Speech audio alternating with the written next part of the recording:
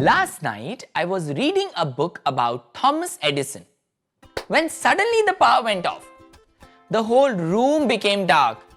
I was so close to the ending, and then I had an idea. You might have seen the light bulb used to signify great ideas. But why a light bulb? Decades ago, when there were no bulbs, the use of candles was common. Using candles all the time meant playing with fire. It could get risky.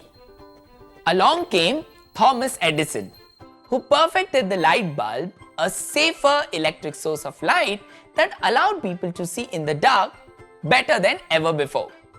Let's take a closer look at this great invention. A bulb consists of a glass shell with a thin curly wire. This wire is called the filament. The filament is supported by two thick wires. When electricity is passed through these two wires and reaches the filament heats up and the bulb starts to glow. Not so fast. To make the bulb glow, we first need to provide it with electrical energy. Where does that come from? We need to connect the bulb to a power source. A simple electric cell can act as the power source. Let's try lighting up the bulb by using a cell. Now, we need to connect the two terminals of the cell to the bulb. Where should we connect it?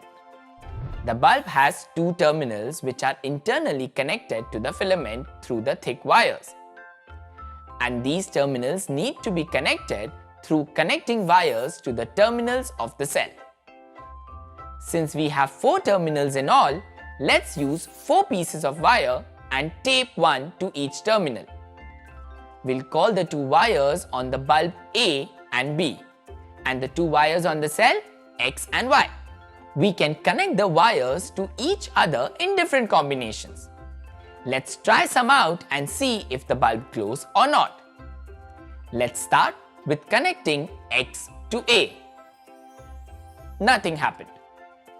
What about connecting Y and B? Nothing happened. Will it work if we connect both A and B to X or A and B to Y? The bulb doesn't glow in either arrangement. Now let's try connecting X to A and Y to B. Yay! The bulb lit up. Will it work the other way? Yes, it does. Fantastic! We tried various combinations, but the bulb glowed only when the 2 terminals of the cell were connected with 2 different terminals of the bulb.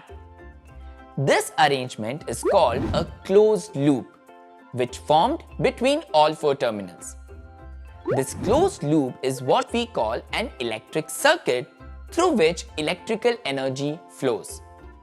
The other arrangements did not form closed loops, so they did not allow electricity to pass through them and were not circuits. What do we call this flow of electrical energy? It is called current. Current travels from positive terminal of the cell through the wire to the bulb and comes back to the cell to its negative terminal, completing the loop. And so, when current flows through the filament of a bulb, it glows. Now we know how to light up the bulb by making a simple circuit. But if we leave it on, the cell will lose its energy.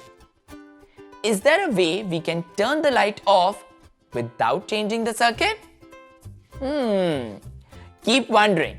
The bulb was indeed a great idea by Edison, and we just learned how to make one work using a few wires and a cell.